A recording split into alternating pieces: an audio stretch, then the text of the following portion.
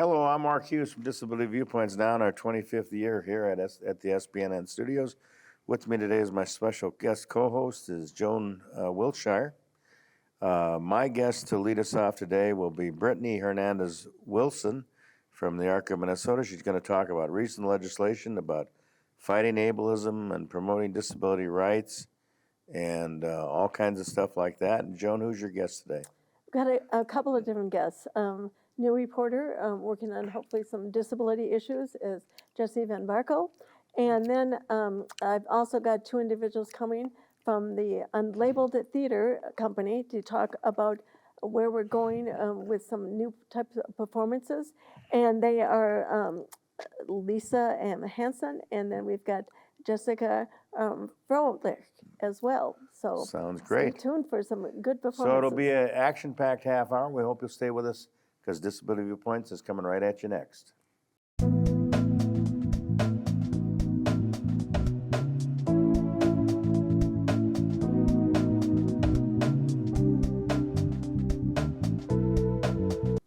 Well, with us today is a new reporter for Star Tribune, and we're lucky to have her here is Jesse Van Barkel. And we are thrilled because one of our reporters we worked with for years, Chris Series, has moved on to something big and better, right? Mm-hmm. And then you decided to jump on the scene. So tell us about it. Right. Well, I'm grateful to be here. Thank you both for having me. And I'm excited to step into the social services beat. I started in the beginning of the year. Before that, I was covering a variety of topics on our state government politics team. So I've been at the Star Tribune for a while, but new to social services. And that includes disability services and a wide range of different topics from childcare and protection to elder care services Seniors. to seniors, mental health. Waivers. Waivers. It's a lot of things fall under the bucket of social services. See, you don't think I read the Star Tribune, but I do. I believe it, Mark. Right. Okay, so you came from an area that you were doing a lot of social services. So what made you think, I want to do social services? You know, I had touched on it a bit during my years at the Capitol, and even before that I wrote about county and city government, Right. So all of that intersects with social services, and I always had it as something I was interested in possibly writing about down the road. I love telling stories that impact people and kind of telling a piece through an individual who is, experiencing the ramifications of a policy firsthand, Right. and so this is such a great opportunity to do that and tell and lift up more individuals' stories, and I'm really excited about this job. Great. Do you have some set goals for yourself with this new venture? So in this first year, I feel like it's a year of learning for me. I'm trying to write about a wide range of topics from waivers to more about the child protection system to more about the mental health and substance use system, and cover a wide range of topics, and then write more follow-up stories on ways that dollars are being spent, policies are rolling out, and just gathering more feedback on trends, what people are feeling and experiencing to lift those up. And One of your big articles just came out 2 weeks ago, some Department of Human Services waivers information.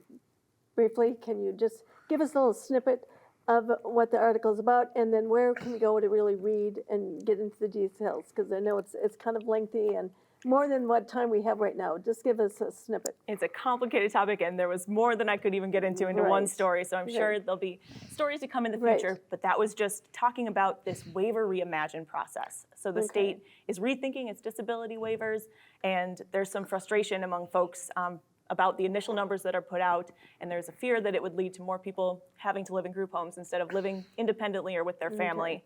So there's a lot of conversations that are going to continue in that area, and I'll be following them. So to wrap up this quick little conversation is, where can we reach you and learn more about your stories you'll be doing? Yeah, you want people to send in stories or get to you, so how can we do that? I would love- Don't call you at home, but Yeah. I would love tips, suggestions, any story ideas that people have, and you can reach me at Jessie, Jessie, Van Berkel, VanBerkel @StarTribune.com, or give me a ring. I'm at 651-925-5044. please do. And we want to thank you for being on. Joan, is there anything you'd like to say? No, this is great. Anything we haven't Glad to have covered? you here. Thank you Okay. so much, Joan. Okay, and Joan will be right back with more Disability Viewpoints in just a minute. Stay tuned, please. Thank you.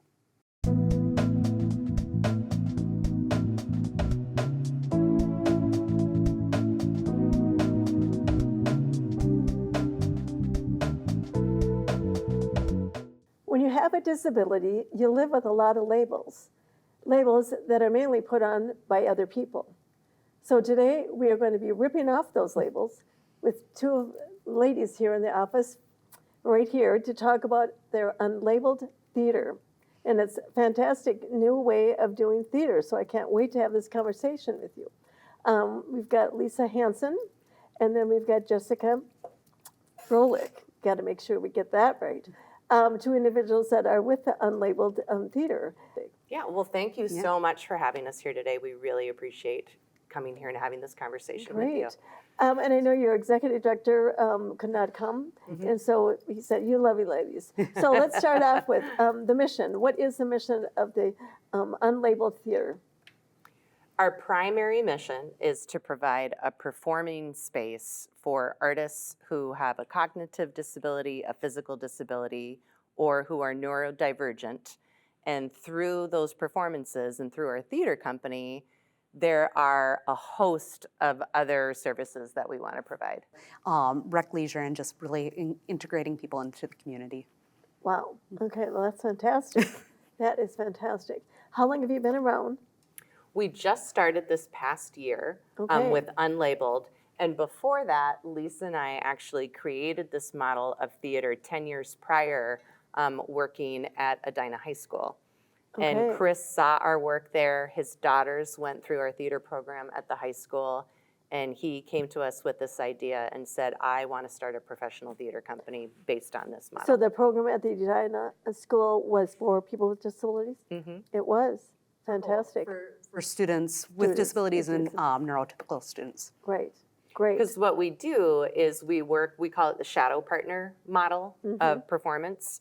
What we found is people need different accommodations to be able to hit the stage and perform. So we hire shadow partners to work with our artists, and these shadow partners come from the performing arts community here in the Twin Cities. We have such a vibrant scene. We have so Right. many professionals to pull from to come work with us. They help create the role together with their artist. So every role is done by two people in a partnership, and every partnership is different and unique. It depends on how they work together, what's their chemistry, and it also depends on what type of accommodations does your artist need to be able to shine and to amplify their performance. Can you give an example of one actor and their shadow partner? So we might have an artist that is, on the autism spectrum who might need just help with remembering when he comes in for his lines or what props he's supposed to bring in, but they're really creating that piece Sure. together. They're working on the eye contact and the relationship building. But we also work with artists who are nonverbal, who use wheelchairs, who need a lot more support from their shadow partner, and so they're coming in, and they're the shadow partner might be providing the voice for their Wow. artist. But we are really committed to having the whole range of disability on our stage. That is just And Fantastic, and so every interesting. artist who comes to work with us can be 100% guaranteed that Right. they are going to get the level of accommodation that they need. Less, more, we'll figure it out and we'll make it happen. wow. Where did this idea of a shadow partner come from? Well, a couple of different ideas popped into my head when I started to think about this model. Number one, there had been a couple of Broadway shows, Lion King and War Horse, where there were puppeteers. Sure. And the right. puppeteers were dressed all in black.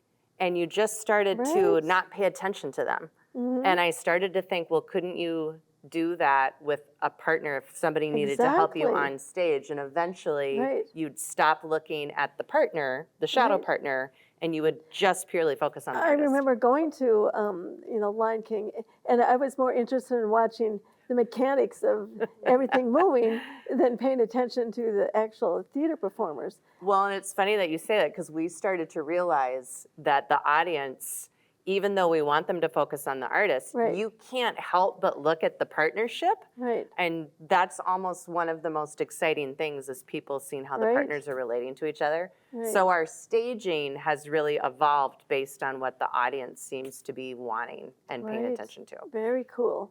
So cool. We should probably then talk about auditions and things like that. How does that all work? How do people get involved? Do you want to take that one? So right now we're in the middle of a production. We're rehearsing Rock of Ages, which will perform in July. In the fall, we'll be performing, or we'll be auditioning for SpongeBob the Musical, and we'll hold open auditions. Anybody is welcome to come. Whether they're prepared or not, they can come in, and that would be for artists and for shadow partners. We'd like to find some shadow partners prior to the auditions, just so that we can kind of flesh out who we have. But they just come in. It's a very unstressful audition process where they. teach at our auditions. In a traditional audition, you're asked to come in with a monologue, a song prepared. Right. We've just found that hinders a lot of people. They get Right. way too It's nervous. intimidating. Too intimidating. Right. So we tell people, all you have to do is register. You show up. We will teach you everything there that night that we want you to do. And we already have shadow partners there at the auditions To help and assist and to right. be there with you. Very nice. Very nice. So that's the auditions. And then talk about some of the shows that you've been doing and. So our inaugural production we did in March, and that was Shrek the Musical. Okay. We sold out before opening night. It was amazing to have that type of response. Okay. And we really discovered with that many tickets being sold to Shrek, there is an unserved audience. You know, it's Absolutely. so powerful to see yourself represented on stage. Sure. So that was number one. Wow. Besides giving artists a chance to perform, also having audiences have a chance to see themselves represented on stage. Right. That was pretty incredible. That mirroring effect. Mm-hmm. Yeah. Exactly. And now we're in the middle of rehearsals for our second show, Rock of Ages, also a musical.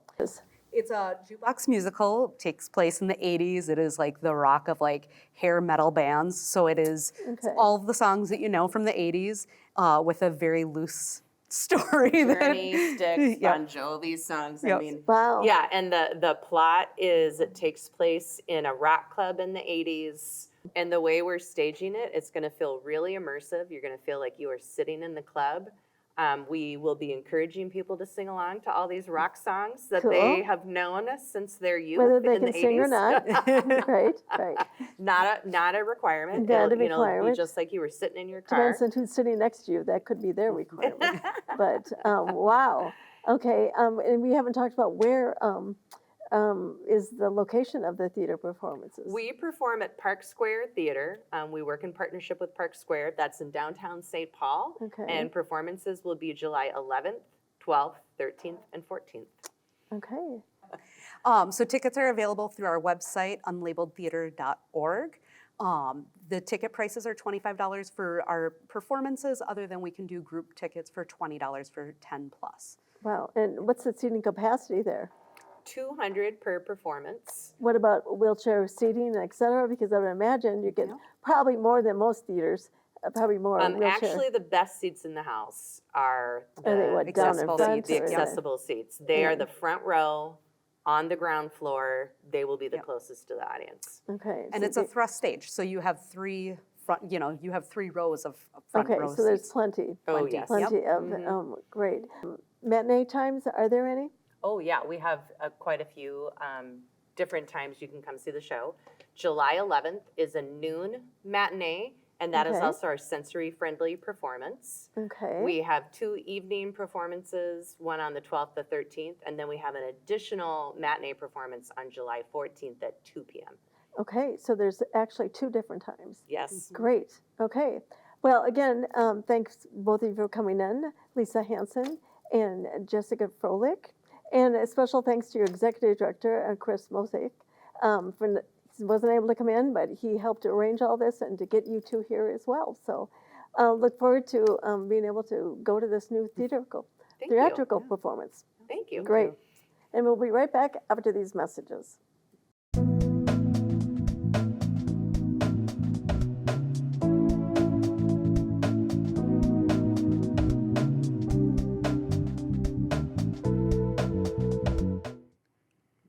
Welcome back to Disability Viewpoints. I'm Mark Hughes. With me today is Brittany Hernandez Wilson from the ARC of Minnesota, and we'll introduce her in a second. She's going to talk today about the recent legislation about fighting ableism and promoting disability rights. And so we want to let you introduce yourself, then we'll get into discussion here. So tell us what you do at ARC and how much fun you're having, and congratulations on your legislation.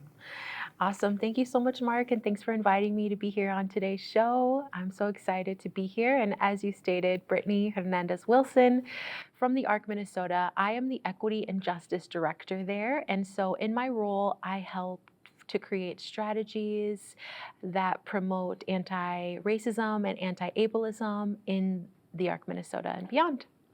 What's brought about this legislation, this last legislative session? Yeah, I think that it has been it's been a collaborative effort between people who have disabilities, allies, and disability advocacy organizations like the Multicultural Autism Action Network, of course, the ARC of Minnesota, and the Autism Society of Minnesota as well. It's something we really needed to do. And what organizations do you think really helped you and brought this also about? Yeah, so You named a few, but there must be a few more. those three are the main. We have, support from the Minnesota Council on Disability, the Minnesota or MNCCD, Minnesota Consortium for Citizens with Disabilities, and then just a lot of public support from people with disabilities. And this bill really came about because people in the community really recognize ableism as this huge force that impacts everybody, and especially people with disabilities. And this term, was coined in the early 80s. And so I think now that we're in 2024, people with disabilities are really pushing for more understanding and awareness around ableism. But I think we realized it before that. I'm quite a bit older than you are. But I think it was realized before that. It was never brought to the forefront. Exactly. It was something that was thought about, talked about, but never brought about the forefront. And you had the initiative to bring about the legislation. Then it has to make you feel good. And how would this legislation affect you as an individual in the disability community? Yeah, well, the education awareness bill around ableism and disability justice, right now it encourages people in the education system to develop a teacher preparation program to be instituted amongst all teacher candidates on ableism and disability justice. But I think one of the most important pieces of this legislation is the fact that this course must be taught by someone who has a disability, which is so important because we know ableism best, people with disabilities. And oftentimes, you can give a definition of ableism and whatnot, but what really sticks with people is hearing that real lived experience. Absolutely. Hands-on. I totally agree. What level of education do you think this should be taught? Collegiate, high school, elementary? Level. I think so too. Yeah, no doubt about it. Everyone needs this type of education. I totally agree. And, at the state level, our governor was obviously a football coach, but an educator.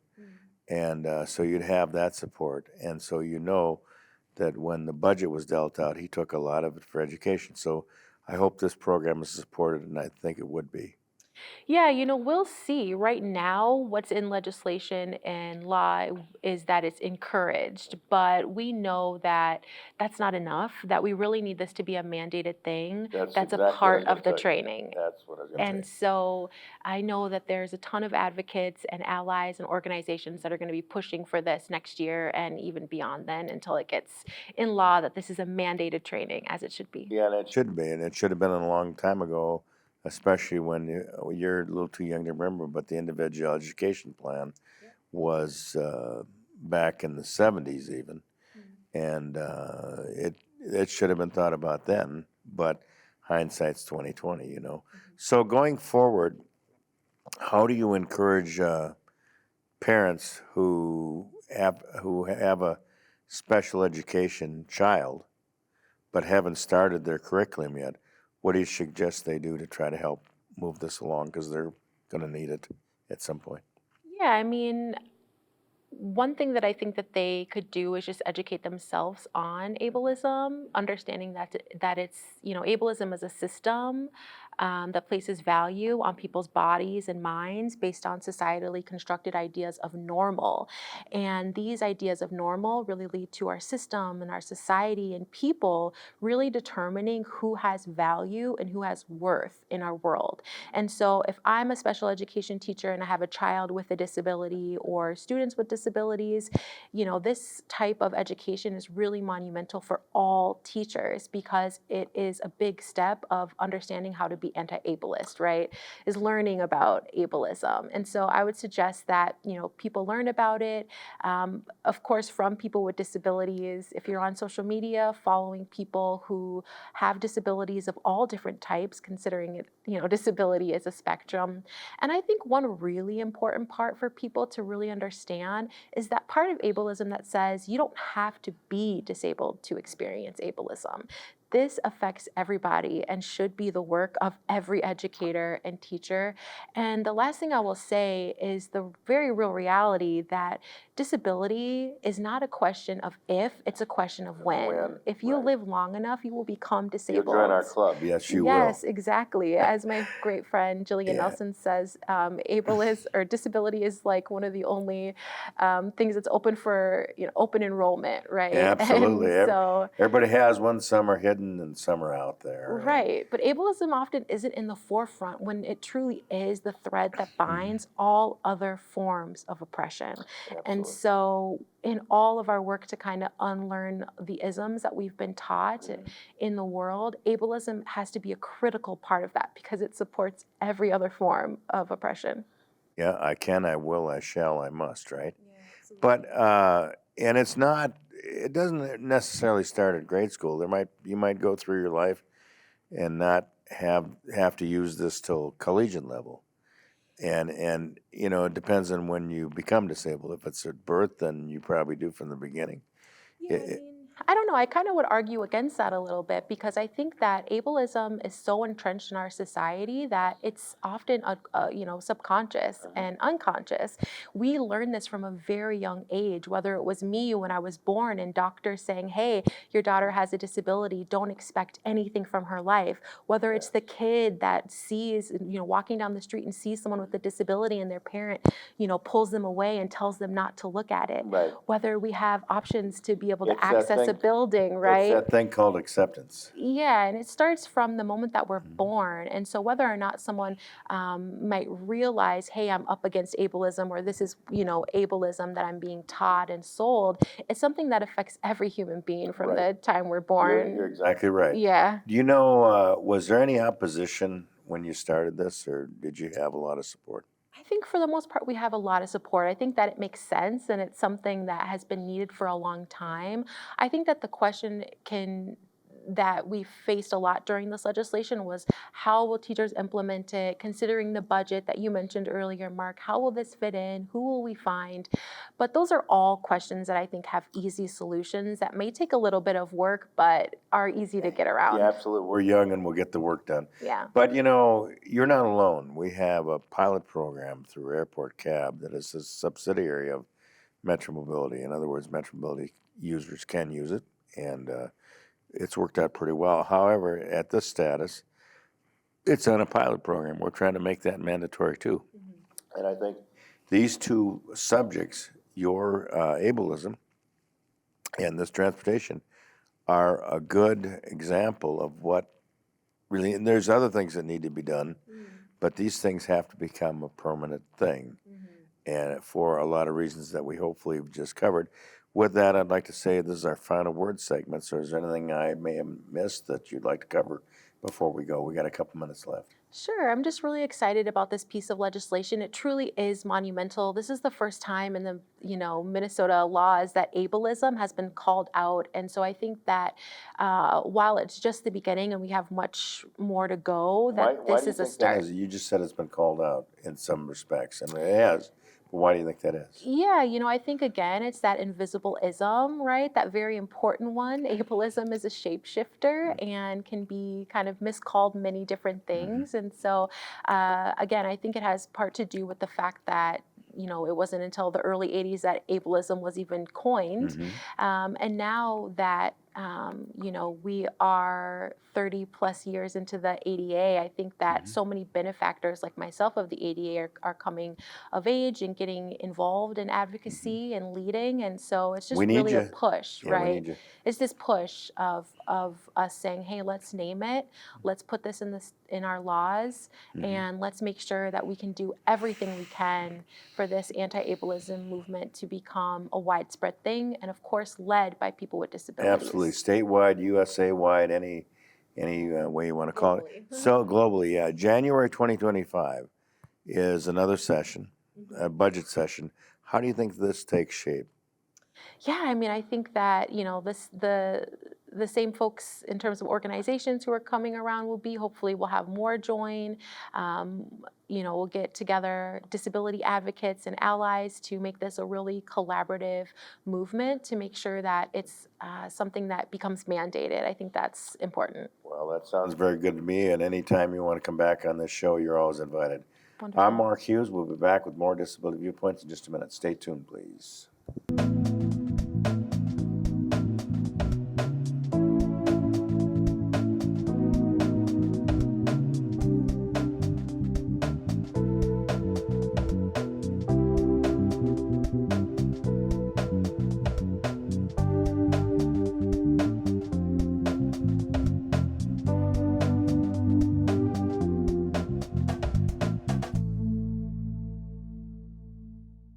Well, that's going to do it for another edition of Disability Viewpoints. Joan Wilshire has been our guest co-host. She's done a great job once again. I want to thank my guest, Brittany Hernandez Wilson, for her, first of all, her legislation and passing on the ableism and disability rights for the disabled. And we've got some more work to do. We want to make the curriculum mandatory in every level of education, elementary, junior high, high school, and collegiate. And so she was a great guest. Jessie Van Berkel, I want to put out a special thanks for her coming over from the Star Tribune. She's very talented, and hopefully she'll write something on this show if we're good enough in our 25th year. And Joan, who were your guests today? Well, again, yes, thanks, Jessie from the Star and Tribune. Looking forward to working with her on a variety of new and upcoming reports and articles. And then certainly the Unlabeled Theater was fantastic. It's a new way of looking at incorporating people with disabilities in a theatrical production. And so I hope everyone takes an opportunity to go look at those performances. Okay, and that does it. As I said, I'm Mark Hughes from Disability Viewpoints. Thanks for watching. For the entire team here at SPN and Joan Wilshire, thanks for watching. We'll see you next time on Disability Viewpoints. Bye for now.